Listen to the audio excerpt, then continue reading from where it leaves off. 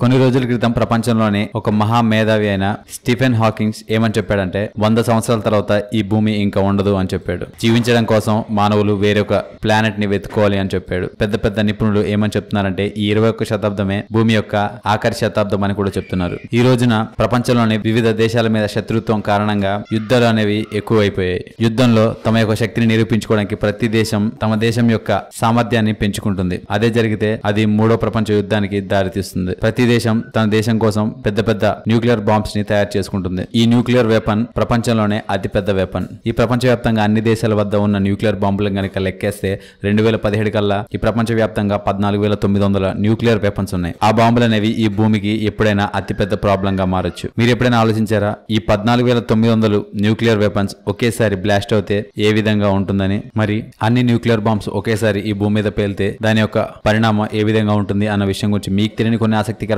విషయాలు ఈ వీడియోలో తెలుసుకునే ముందు టీటాక్ ఛానల్ ని సబ్స్క్రైబ్ చేయడం మాత్రం మర్చిపోకండి. ఇక విషయంలోకి వెళ్దాం. నెంబర్ 1, 1961 సంవత్సరంలో సోవియట్ యూనియన్ టీసంగ్ అనే న్యూక్లియర్ బాంబు ని పరీక్షించారు. మరియు ఆ బాంబు 50 టన్ను బాంబు పవర్ ని కలిగి ఉంది. మరియు ఆ విస్ఫోటనం హిరోషిమాలో జరిగిన బాంబు విస్ఫోటనం కంటే దాదాపు 3,800 రెట్లు శక్తివంతంగా ఉంది. హిరోషిమాలో న్యూక్లియర్ బాంబు పడినప్పుడు దాదాపు 60,000 మంది వరకు చనిపోయారు. మరి ఒక్కసారి ఊహించుకోండి ఈ టీసర్ బాంబు గనక ఎక్స్ప్లోడ్ చేస్తే ఏ విధంగా ఉంటుంది. ఇదే కాకుండా మొత్తం 14,900 న్యూక్లియర్ వెపన్స్ ఒకేసారి పేలితే ఈ భూమి యొక్క పరిస్థితి ఏ విధంగా ఉంటుంది, ఆ విస్ఫోటనం ఎంత భయంకరంగా ఉంటుంది. నెంబర్ 2, ఈ భూమి మీద ఉన్న అన్ని న్యూక్లియర్ బాంబులన్నీ ఒకేసారి విస్ఫోటనం చెందితే ఆ బాంబు వల్ల వచ్చిన మంట 94 కిలోమీటర్ల వేగంలో ఈ భూమి మీద ఉన్న అన్ని వైపులా వ్యాపిస్తుంది. మరియు దాదాపు పెద్ద పెద్ద భవనాలన్నీ కూలిపోతాయి. మరియు ఒక పెద్ద దుమ్ముతో కూడిన పొగ భూమి మొత్తం నిండిపోతుంది. అది ఎంత ఉంటుందంటే దాదాపు 80,000 స్క్వేర్ కిలోమీటర్ల వరకు వ్యాపిస్తుంది. అది 5.8 మిలియన్ స్క్వేర్ కిలోమీటర్ పరిధిలో ఉన్న